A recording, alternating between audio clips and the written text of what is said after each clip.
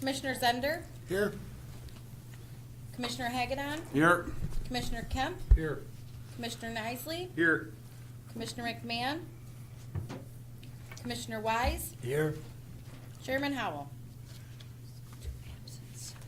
Okay, we have a quorum. I will do the opening prayer. Commissioner Wise, will you do the Pledge of Allegiance? Heavenly Father, come before you today to ask for a good meeting. I ask for discernment for the five of us as we do the people's business. I pray that you be with everybody in this room. I pray that you be with people as they're on the roads in this weather. And I just pray that you help us all have a great Christmas season. And in your name I pray. Amen. Amen. I Pledge allegiance to the flag of the United States of America and to the republic for which it stands, one nation, under God, indivisible, with liberty and justice for all.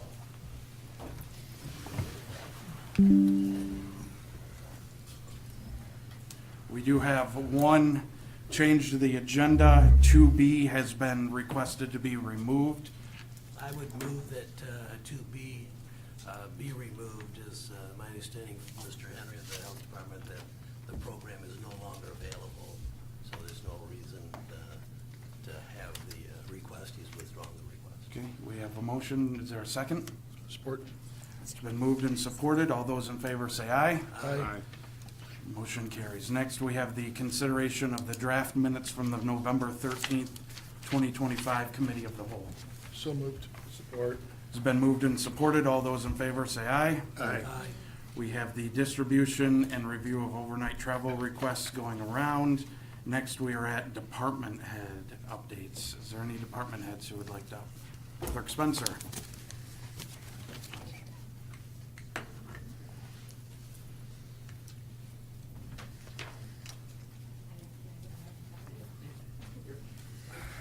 Good morning, all.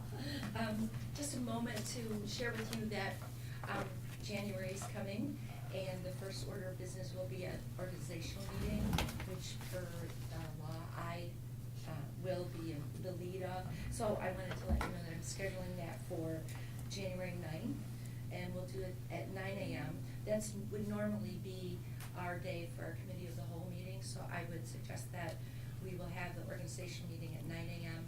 and then thereafter you folks can handle your committee of the whole. That way any of our citizens that attend or are interested in what we're doing will be present for the, yes. January 8th, correct? Thursday the 8th? Yes, thank you. This is- Put the glasses on first, right? Thank you, sir.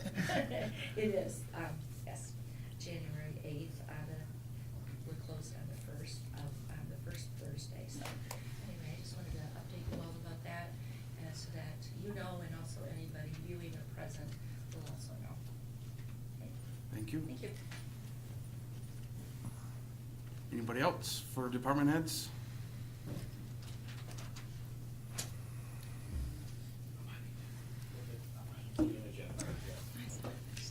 Yeah, I just wanted to give an update. There was some posts this past week about snow removal service provided by the seniors program.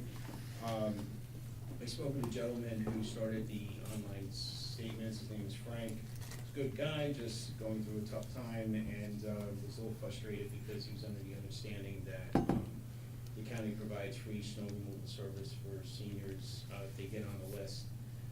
So to just give a more public statement about it, there is one individual who works in our seniors program, and he basically has a punch list that he gets from the front office at seniors that screens seniors that call in and say, I have a physical disability and I need help moving leads, or I need a strip in a door jamb that I'm tripping over to be removed.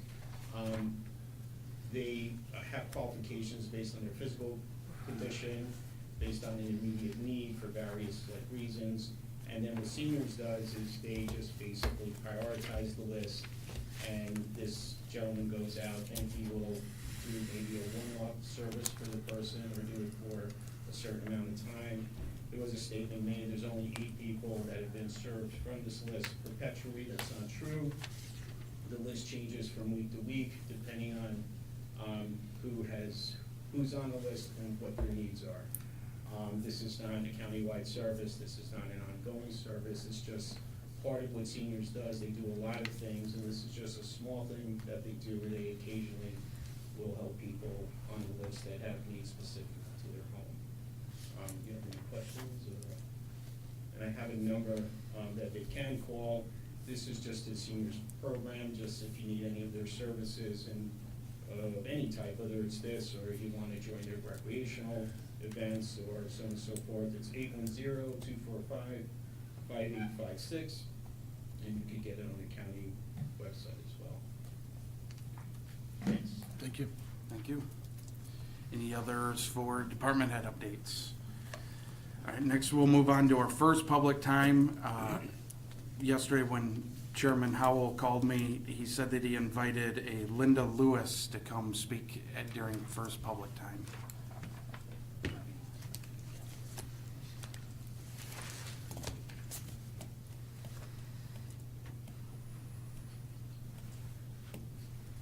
Hi, I'm Linda Lewis Barrett, and I am applying for the board at Community Mental Health. I am a past employee there. I retired in 2014 after 25 years.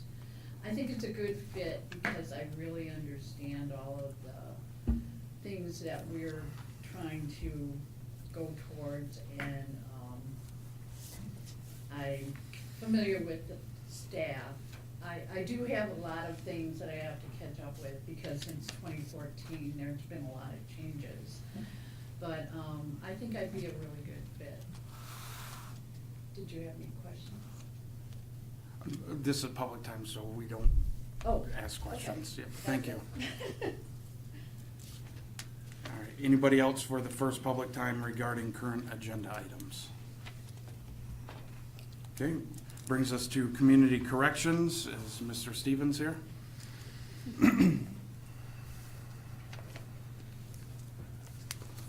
Good morning, everyone. Morning. The three contracts in front of you are all renewals from last year. If there's any questions, I can field them. They're pretty simple, the same thing, no language has changed.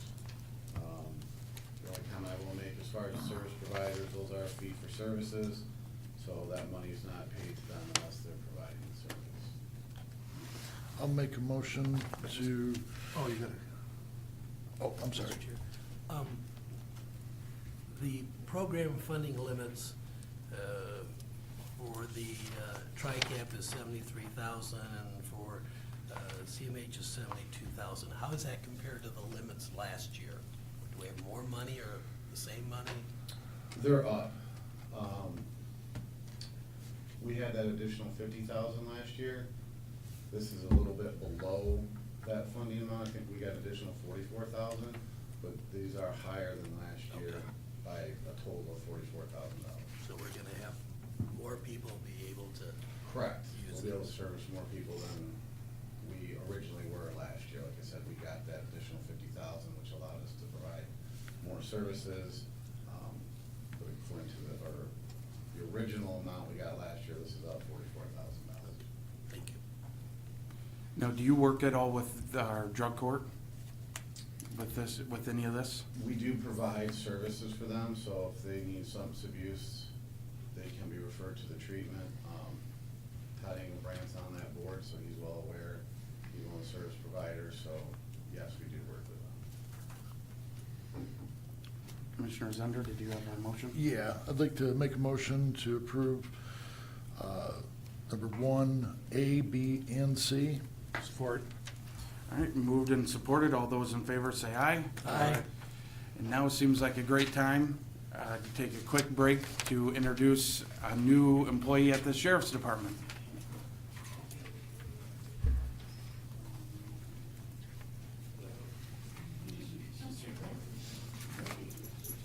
This is Kayla Jody Storm. She was actually with Lapeer School, right here, and we're at the county, so. Welcome. Don't need your homework. So she is an additions dog, so firearms, and then passive tracking, which means she has no criminal apprehension. just say hi. Not very friendly, I see. She is. Thank you for bringing her in today. Thanks, guys. What you guys don't realize is that was actually a hit. She don't let me move it. Well, unfortunately, Mr. Henry, you've got a tough act to follow, so we're at Health Department. Sorry, everybody loves dogs, so. I understand, me too. Good morning, Commissioner. Good morning. I'm requesting to accept a grant from the Department of Health and Human Services for $5,000 to support our Serve Safe program to kind of get off the ground and started up and running. Some of those costs include like our instructor training, which Nathan Denny, our environmental health director, he's taking the lead on that for right now. Our first class is set up for January 26th and 27th. We're doing a 2-day class to start. It's $200 per participant, but I'm gonna come with our fee schedule and we're gonna adjust some fees. We'll have a few different options. If someone just wants to take the test, or if they wanna take a 1-day class, we're gonna offer a variety of options for folks. Some of the requirements of this grant is that we allow participants from other counties. So it's $5,000 experience support grant. So we're one of the few counties in the Thumb area that are going to be providing the training, the Serve Safe training. So it's one of the few health departments. So $5,000, get it going, and then offer it to whoever really wants to attend. So, I know Extension offers this program as well, correct? They do, but no longer in Lapeer County. They discontinued Lapeer County. Oh, really? Yeah. Okay. So Is they that, do offer is that a from, couple- what was that, Catherine Kristen Cinema's retirement? Is that Yes. direct relation to this? Yes. So they don't offer it in Lapeer County any longer. And plus, this is what we do. We're in the restaurant Yeah, every day, working right. with folks. And since we know the rules when it comes to food safety and what the food code and what everyone has to follow, I figured it's a really good opportunity for us to share that information with the restaurant owners, managers, and those folks. And then will you be having these classes at the health department? Yes, the first one, but like we talked before, we can also go to a location upon request and provide the service. And there's a lot of different options that we can provide. If we wanna do a 2-hour type course, if it's just a refresher for folks, or if we wanna do an 8-hour, or, you know, we'll be pretty flexible. Yeah. I'll move it. I'll support. We have one more comment, Commissioner Wise. Do you have a significant amount of out-of-county businesses that come and take it as well, or is it just a very few? You know, the requirement is, every food service establishment has to have a certified manager, and that expires every 5 years. So as it expires, if they're outside the county, I don't anticipate a lot. I think there's some options, and there's some online options too, but, and we can also just factor the exam. So I don't expect a lot from outside Lapeer County, but we'll find out here soon. The first course, the first class is January 26th and 27th. Commissioner Nicely. The 5-year program and then the renewal, you said that that's an accelerated course for 2 hours. Is that still $200 for that course also? No, we would reduce that significantly. What I want to do is come back with a fee schedule Yeah. at the next meeting and reduce, just provide a variety of options. For an 8-hour course, $150, and if we're just providing the exam, it's $75, and we can kind of have some different options. So if you're looking for a 2-hour course, I think it's pretty flexible. We'll- But you'd be willing to come to a location and do those also for the 2-hour course? Absolutely. Right. Okay. Great. All right, we have a motion by Zender, support by Nicely. All those in favor say aye. Aye. Next up, we have the Drain Commissioner, Mr. Wagner.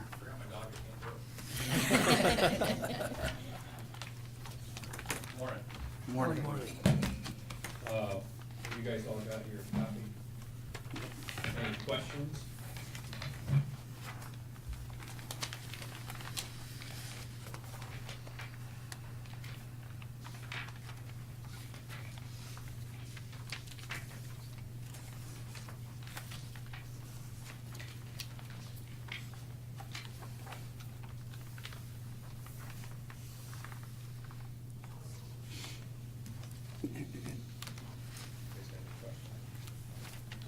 No questions, but I do have a comment. Your first sentence here is, it was 1 a.m. on the night of the primary, and I welcome to politics, because election nights are late, as Yeah. I'm sure the clerk could tell you. Yeah, oh yeah, it was exciting for sure. Some quick facts is, so part of the drain code, we, do this annual report and send it to the commissioners. I mean, we've done SMAC 40 permits, got some beavers, taken care of some beaver dams, dealt with a lot of utility companies and stuff like that throughout the year. We've done a lot of maintenance, a lot more needs to be done.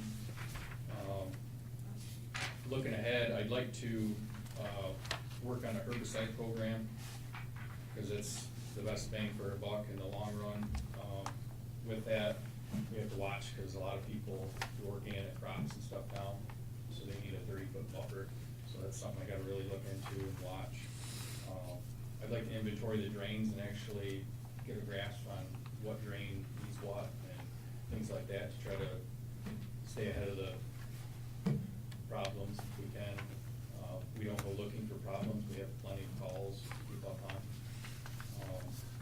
I'd like to improve some more communication between the board and other departments and stuff like that still. To work with the road commission, on some other projects and stuff like that, and things have been going pretty good there as far as I know. There's a few other permitting processes I'd like to kind of tweak and stuff like that. A lot of the companies coming in, they don't have cash to put out for bonds and stuff like that, especially if they're crossing multiple drains and stuff like that. I mean, we're asking hundreds of thousands of dollars from these companies to sit for inspections and stuff. Some of these companies can't afford to do that. That's about it. Are we utilizing a surety bonds now? Is there a reason why we're not?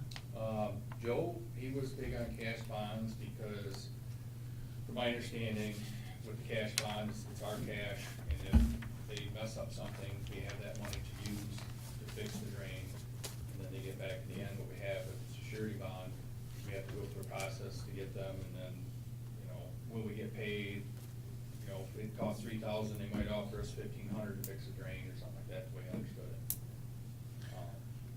So, I haven't looked into this in a long time, but we were one of the very few counties in the state that were requiring cash bonds. The vast majority of them would allow for surety bonds. That on the surface doesn't seem like a really big deal, but as you alluded to, sometimes it's a huge deal. One of those times was that there was a rural fiber initiative grant that came down through, this is before you, that came down through the federal government. And Lapeer County, the providers for that, I don't know who they, Verizon, those kind of companies, were looked at putting fiber in a large portion of Lapeer County.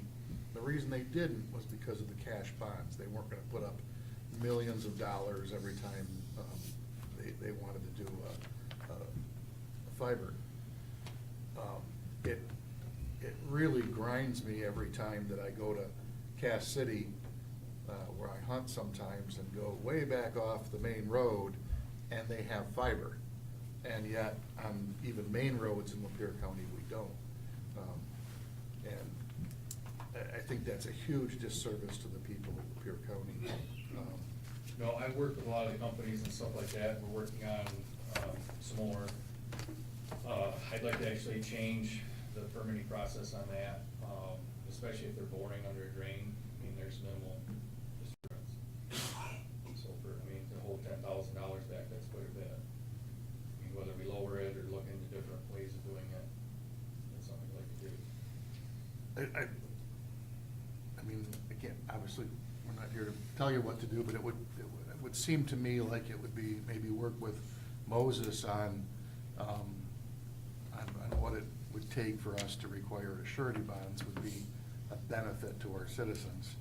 and those projects that really don't affect the drain.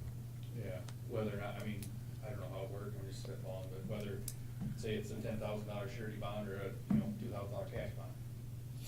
Which I don't know how we can do it that way or whatever, to guarantee that. It was Frontier at the time. My understanding, and I talked to some of the Frontier representatives at the time, they just don't do cash bonds. If it's a cash bond, it doesn't matter what the cost is, they'll go somewhere else, because there's lots of places for them to put infrastructure in. Yeah. So Lapeer County just isn't on the map for that type of infrastructure. So, I mean, I understand protecting the drains is an important thing, but, for our citizens, getting some of those services is, especially when we're missing out on hundreds of thousands of dollars in federal grant money that could be putting, things like fiber to our rural areas. It's pretty important. Right. Yeah, there's a lot of areas in the county that still need fiber put in and stuff. I've worked with Mercury out of North Branch, we did a lot in Goodland Township and stuff like that. 1, 2, 3, they're coming through the county, we're still working with them and stuff, but, they'd like our permitting changed a little bit, which I'd like to tweak and work on and stuff like that. Just, I've talked to other counties and, sometimes our prices are a little low on certain things and stuff like that for permits, but our bond costs are a little more and stuff like that, so I'm trying to come up with what's best. And, my thought is your fiber companies, if they're boring, it's a lesser disturbance. You get consumers or Edison, which you got gas or electric, that's a little more, dangerous, more or less, with the drains. A fiber line, an excavator digs it up, it's not a big deal compared to, people's internet's out, it's a big deal, yes, but. My understanding was it wasn't a matter of the amount of the bond. It was the matter in which the bond could be posted, whether it had to be a cash bond or whether it could be an surety bond. And, I think we were the only county, at least in the Thumb area. There were very few in the state, and none of the other counties in the Thumb area required cash bonds. And I think that's a real stumbling block for those people, because, Frontier just didn't do it. That wasn't in their business model. They were all set up to do a surety bonds, and, that's what they're doing. And you could collect it in a surety bond. It's a little more work, I get that, but, anyway. So it's something we have to look into. Thank you. All right, thank you. Mr. Chairman, I'll make a motion to accept or receive the Lapeer County Drain Commissioner Annual Report for 2025. Support. It's been moved and supported. All those in favor say aye. Aye. Motion carries. Next up, we have Administration, Human Resources, Finance, BOC. 4A is the draft Personnel Committee motion from the 12/8 meeting. And you can see attached the proposed vacation policy. I moved, let's get this up here, I went to a surety bond site, and I lost myself. So, I'll be working on it. Right. Thanks. My apologies. Okay. Well, thank you. So we've had quite a journey creating a new vacation policy, paid vacation policy for the county. We did a deep look into into past practices, and we looked at what general practices, acceptable practices are today in the private and in public sector. We wanted to do something, create something that had more set and clear, fair guidelines for all county employees, and also discontinue some processes that slow down the functionality or ability to be more efficient. And then, of course, what's always important is to cut some of our costs. Just to give you a quick summary of the policy, going forward, unpaid leave will not accrue vacation time, even though that was our practice, that didn't always happen. The policy is locked in step with the separation policy, So when employees leave, resign, or retire, the separation policy will be equal across the board for all employees, and vacation policy works with that. Also, county employees who have more than 3 months of unpaid leave time, their vacation entitlement for that next year would be prorated based on how much paid time they actually worked for in the prior year. Also, there's another unique thing in there, which is kind of new, so I just want to bring it to your attention. So, in it, the county administrator and myself has the ability to consider and make exceptions for allowed vacation time for new hires, especially those transferring from other, like, municipalities. So this came from the sheriff's department, where the sheriff's department they hire like deputies from other counties, and you'll have a deputy from another county coming over, and he has 4 weeks vacation a year after being at that county for 10 years. And he comes to us and he's now gonna start at 1 week.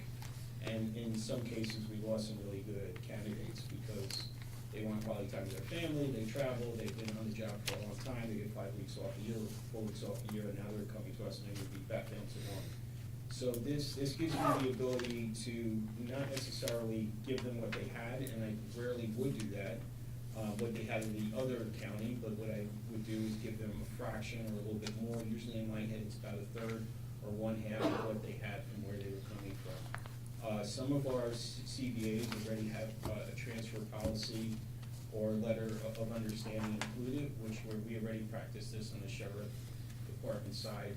When we recently hired the head of HR and the health department, this was a discussion, because they were coming from positions where they had weeks off a year, and now they're coming to where, on the old policy, they wouldn't have a week off their first year at the county, and they would be at 2 weeks in the second year. So this is when we're in a unique situation where we can get a really good candidate, and we don't want vacation to be the reason why they wouldn't come to the county. So this isn't something we practice all the time and always do. And just like we were talking, just like with the steps in the transfer policy we had prior, I would notify personnel of my decision and then wait for them to respond. And if they agreed, then I would go ahead and make that deal with that candidate for the additional, like vacation time that we gave them. The third and final point was to cut compensation costs. So our old system is all employees would not get a vacation week the first year, and they would build up their accrual, and then at the beginning of each year, they would have their week available to them, and they could take it off, or if they quit, it would be paid off to them. That is an older system. We're gonna continue to respect and follow that system for all employees according to this policy that have been hired up until the end of this year. Starting on 1/1/26, that will change, and we're gonna go to more commonly practiced system where you come in and you begin to earn and accrue each month you work, each pay period, that you work.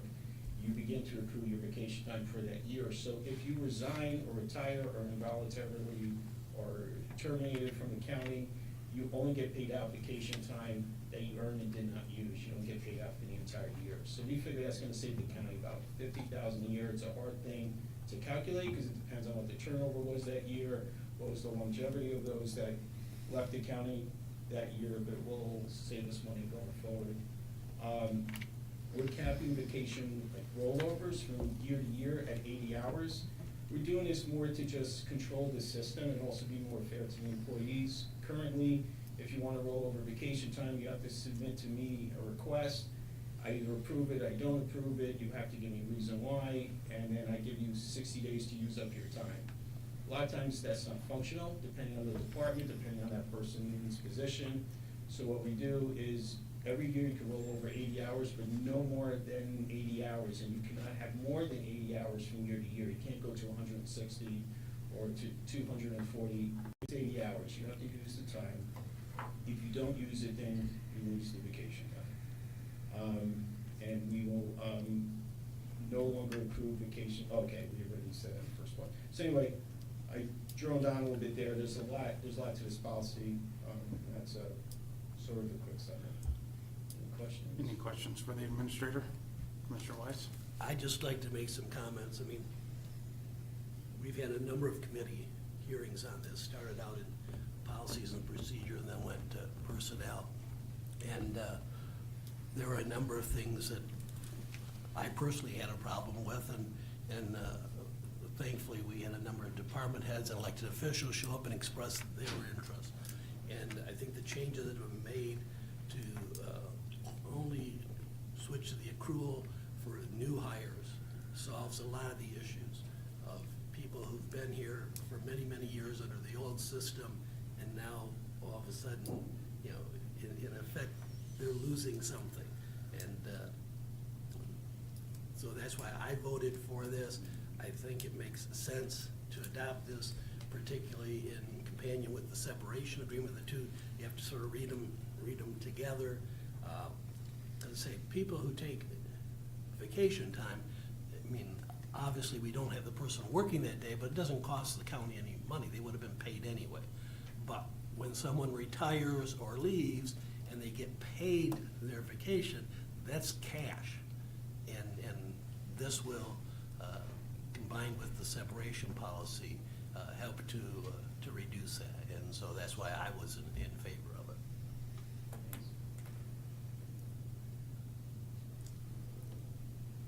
I'll make a motion that we recommend to the committee of the whole to approve the paid vacation policy for full-time employees effective January 1, 2026, as revised to clarify the inclusion of 911 along with the Sheriff's Department and those 24/7 operational departments that are excluded from utilizing 1 hour vacation increments, and further that the policy be adopted with the full understanding that a separate policy for eligible regular part-time employees will be presented when available. Support. Been moved and supported. Oh, I have one more question. We always had the policy that if, or we didn't always, but we had a policy that if an employee wanted to take an unpaid day off and it was approved by their department head, that we would allow that and it wouldn't affect their vacation. This doesn't affect that anyway, does it? No. Okay. But if they do that, so the accrual happens over a 20 pay periods. So if they did that equal to 6 pay periods, then it would be an issue. But other than that, no. all right, motion has been moved and supported. All those in favor say aye. Aye. 4B, Planning Commission. It is a request to approve PA 116 application for David and Susan Brower up in Burnside Township. So moved. Support. Moved and supported. All those in favor say aye. Aye. Motion carries. As a matter of a reminder only, appointments will be made next week at our full board on 12/18, which is a week earlier due to Christmas. The following week, I don't think anybody wants to be here on Christmas Day. I know I don't. Which now brings us to our second public time. Do we have anybody for our second public time?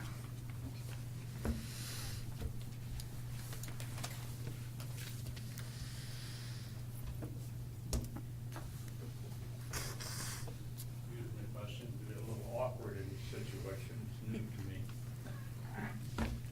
But I watched you grow up, I remember you in my son. Oh, okay. My last name's Beatty, Bob Beatty, and I live next door to my daughter Pam, and her husband Jeff Weingarten. So I knew your mama, I'm old, okay? Anyway, that's why I'm here. Quick, good BS a little bit. I have coffee every morning with Mike Boschke, the township treasurer of Elba, I guess. Bob, you've been good in this committee. I said, what's that, Mike? VAA. What the hell is VAA?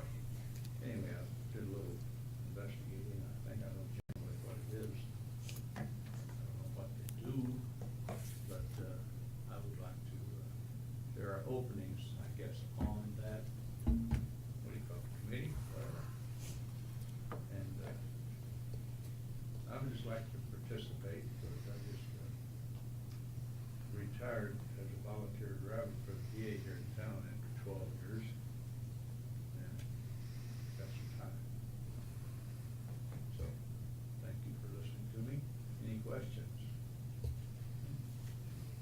you.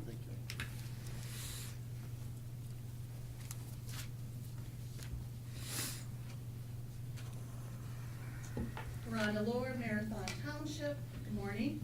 As you know, at your last meeting on November 20th, this body approved to replace Perry Valley on the library board with Oregon Township trustee Chris Van Bell. Perry Valley was the only board member with experience. He was the elected treasurer and he had more than 15 years of history with the LDL. On his application form for the library board, Chris Van Bell listed no experience or familiarity with the LDL. He is a realtor who has led Bible study. He has no education or literary training beyond high school. At the Oregon Township meeting on December 9, I questioned Van Bell's qualification for sitting on the library board. Like the other 4 majority members of the board, his unfamiliarity with the intellectual milieu of librarians, or the history of sexuality as an art form in literature, or the development of reading skills among young people, leaves him completely unqualified for the tasks the majority believes they can perform. They want to attach age restrictions to books, which will deny advanced readers the right to read at a level appropriate to them. They want to introduce prejudicial labeling, which under this majority will impose their religious bias on all LDL readers, and they want to restrict access based on those prejudicial labels, which is just plain censorship. At the Oregon Township meeting 2 nights ago, Chris Van Bell responded to my queries by saying he is, quote, well read in our Bible. I serve our Lord and Savior Jesus Christ, and oh, he's always first. As Judge Wise and Attorney Howell may know, the Law Library of Michigan describes library board trustees as, quote, members of a governing board who have a fiduciary duty to always act in the best interest of the library, not the best interest of a personal agenda, political view, religious view, or local municipal government view. The LDL belongs to the entire community, and trustees are in place to maintain and protect it for the entire community, not just for groups or demographics board members identify with. On December 18th, Chris Van Bell will take his oath as an LDL trustee.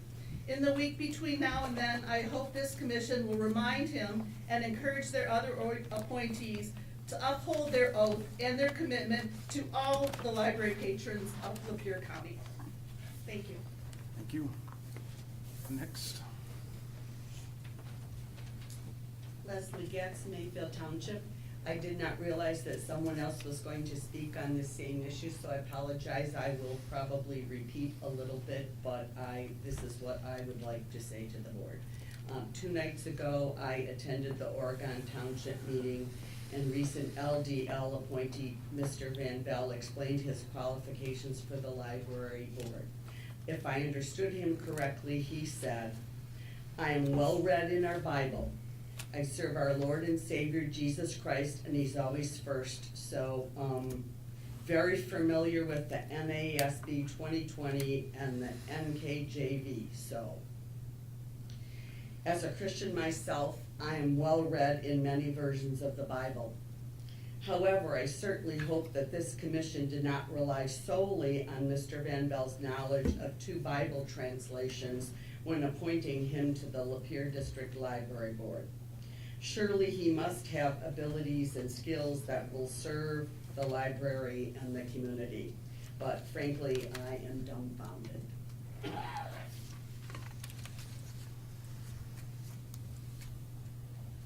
Hi there, Karen Bershako. I live in Metamora, and I took the day off work without pay today to come address some comments that were made by Scott McMahon, who is obviously not here today, but he can watch the tape, on October 23rd. And those comments related to the video editing that I did of the Lapeer Township meeting from October 13th. Because he accused us of censorship. He made a lot of really interesting comments about that, saying that, oh gosh, this shows that this book is perfectly normal, is not appropriate, because we didn't include it in our YouTube video. Well, what he didn't share is he is also on YouTube. He has a platform on YouTube, so he would know that when you upload a video onto YouTube, every single time you are agreeing to their community guidelines. Their community guidelines forbid sexuality, almost all nudity. And so that's not the government, that is a private company, it is a platform that we use. And so I knew as soon as I reviewed that video, which Leslie was good enough to video, and we talked about this, and she made decisions, I made decisions, I knew that was a stunt. Just like I knew his animal control thing was a stunt. And I knew it was gonna go one of two ways. Either I put that video up with those images, and everybody goes and reports us to YouTube, and then our channel gets dinged, and then we don't have an outlet to share our meeting videos and that type of thing. Or I censor it, and then I get accused of censoring it because I blocked those images, which again, I have agreed to not put on YouTube by using YouTube. And so, you know, I knew it was one way or the other, and of course it went that way, and then gosh, amazingly, what appeared on that video were all these comments by William Hamilton, or someone claiming to be William Hamilton. Bigger Truth, which is Scott McMahon's, I could verify. Tom Coleman, or someone appearing to be Tom Coleman. Peggy Brodsky, Gabe Lossing. So, yeah, I knew exactly which way that was gonna go, and that was a stunt. And you also, on September 11th of this year, you all received an email from Tom Coleman, which we FOIA'd and have. And he kind of says that I could edit the videos. I am the only one doing the editing right now, by the way. I could edit the videos to make his wife look bad, or I don't. That is why they are not aesthetically pleasing, I can tell you, because I put them up straight, I put up all the camera angles I have, so everyone can see what happens in that room. I am there to document. That is it. It is not editorialized at all, my editing. All I do, I might raise the volume, I put those camera angles together, I might cut a little bit at the beginning or the end, depending on how long we let the cameras run. So you can trust my videos, and I actually studied, unlike some folks who claim to be journalists, I did study journalism, and I believe in personal integrity. So I am not gonna violate that. Thank you for your time.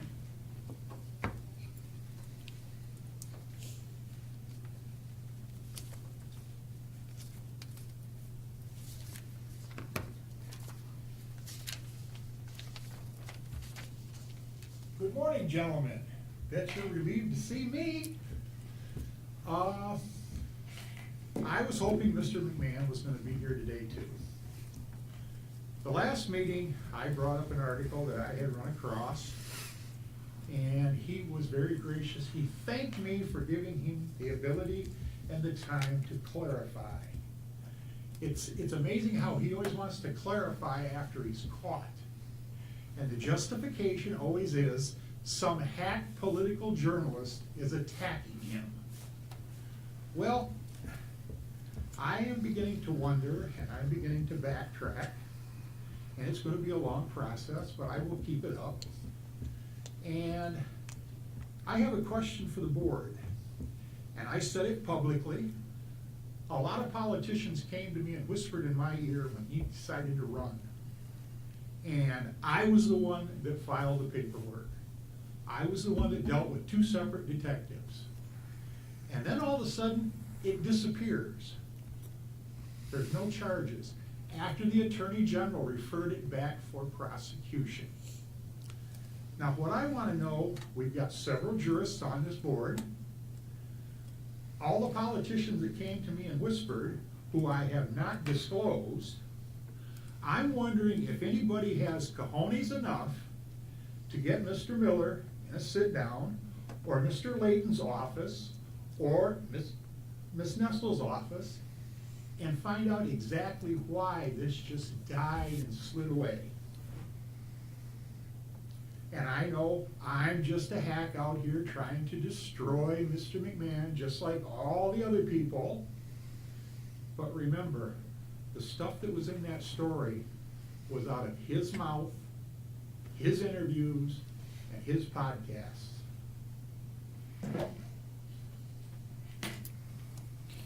Do we have anybody else for public time? No, Susan? Good morning, Brad. I don't know if it's good or bad that you know me by name. I'm going good. Good morning, Susan Huffman-Amora, and I'm reading parts of a letter you all received from Tom Coleman back in the fall regarding the police presence at library board meetings due to the radicalized liberals like me. This is a quote from Tom Coleman. Watching the meetings on a video is only a snippet of what's going on at the meetings. The meetings are filmed by a woman who outwardly hates my wife and myself along with the other 3 conservative board members.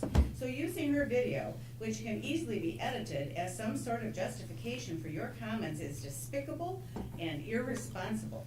End quote. Now, as you already heard, the uncut versions of all Fight for the First Lapeer videos are available on our YouTube channel. You can find them on our website, www.fight4thefirstlapeer.org. There's nothing to stop the library board from doing their own videos, just like you folks do, if they're concerned about the verity of our videos. Also, the Colemans are very experienced at making podcasts, if you haven't seen that yet, so I'm sure they could help the library board with that technology.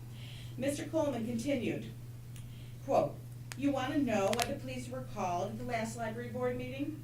Just take a look at the assassination video of Charlie Kirk. Did you watch the close-up video?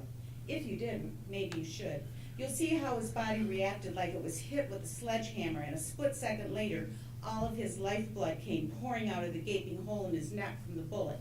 He was dead within seconds. He was shot and killed for his stance against left-wing ideology by someone who hated him for what he stood for. Only someone with hatred toward conservatives and conservative values would do something like that. And the same hatred runs through the people who are in absolute opposition to the 4 conservatives on the library board. Would someone who opposes the library board try to kill one of them? I don't know, but it would be foolish to think they wouldn't. They are unpredictable. Anybody with an ounce of common sense could fully understand why the police would be called into that library board meeting, which almost erupts into an unruly mob at every meeting.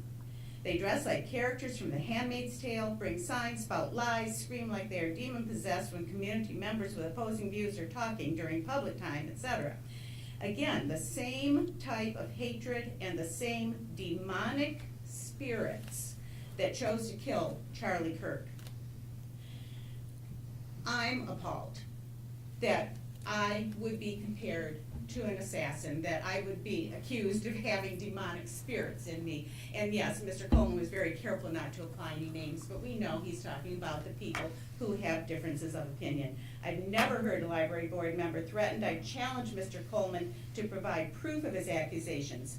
Based on this letter, I think that those he describes as radicalized liberals are the citizens who deserve protection from these radicalized conservative maggots. Thank you. Anybody else for the second public time? Seeing none, I will close the second public time. Mr. Administrator, Madam CFO, any updates, anything we need to know about? All right, we will go to Commissioner comments. Commissioner Nisley? I'm going first. Okay. I just want to mention that we've had a couple nice events here for the kids and families in Lapeer County. We had Shop at the COW.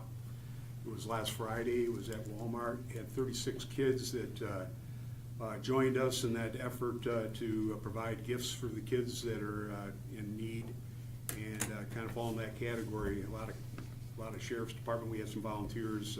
My wife and I volunteered, and some of our employees at Lincoln did. And just a shout out to Mayfield Township for letting us use their hall. Steel Patriots, a great group, Michigan State Police, the DNR, and Walmart for their contributions to that effort.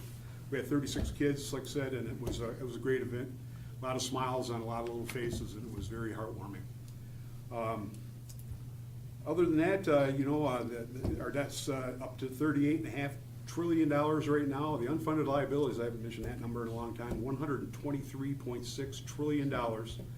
That's $924,000 per household here in America. It's a lot of money. In Michigan here, we're number 3 in the nation in gas taxes. With this latest change here, we were number 5, now we're down to number 3. And we bounce between number 3 and number 5 as far as the taxes on our cost of energy per kilowatt hour. It's making Michigan unaffordable here every time we turn around with these taxes and some of these policies that keep on rolling through Lansing and some of the bureaucracies over there. Other than that, that's all I have to say, and congratulations to Carol Brown. She got reappointed to the library board by Mayfield Township for another 4-year term. That was here recently as well. Thank you very much for coming out today. Commissioner Kemp? The only thing I have, I will not be here on January 8th. I I have a convention over in Grand Rapids that I'm on the state board for, and Mr. Zender, I'm sure, will be here. He's on I'm not going to the same convention, but I have to do the board duties before that, so just so you know. That's all. Commissioner Wise? Thank you. Just one quick thing. The Metamora Fire Department, in order to help raise money for a new fire truck, are doing a brick campaign, placing bricks in the village of Metamora. There's a $100 brick and a bigger brick that's $250. It's online at Bricks R Us. Certainly would encourage anybody who has the ability to do so to buy one of these bricks. Obviously, the fire department does great service for the citizens of Metamora as well as the adjoining townships, and would encourage you to take advantage of that opportunity. Thank you. Commissioner Zender? I don't have much. Like to give our prayers to Commissioner Howell for his surgery that he had. Hope he gets better soon. One of our outstanding members of Elmont Township, Bob Parcell, he's probably in surgery right now. Wish him well, speedy recovery.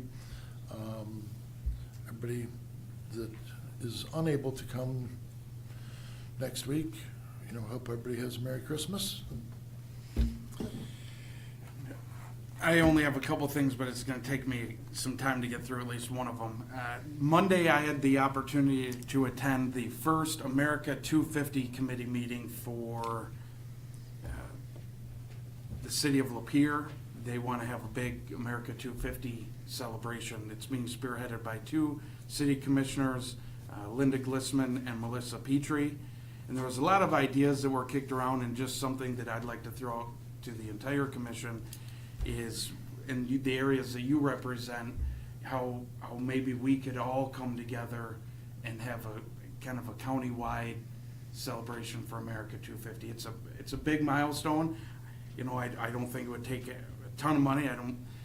The city's looking at doing something like $1 per resident. They asked me if we would be willing to do that, and I said, I don't think we're gonna do a $90,000 budget item for America 250, but if we could, incorporate Emily City and Elmont, Elba, Metamora, Hadley, with the city of Lapeer, just something to look at. I don't know what that would look like, but I certainly think it's worthwhile. The other thing is, we are in the holiday season, and I know it's supposed to be a joyous time and time for family, but there are people in our community who are hurting, who are going through whatever they're going through, and just be kind to one another, and it's okay to not be okay, and it's okay to ask for help. There's a lot in this community that will help, and I just want to make sure that that's known, that people do care and people do love you. With that, I will look for one more motion. Motion to adjourn. Support. We are adjourned. Thank you. Hey, Ian, do you have time to stick around for property? Yeah. Yes.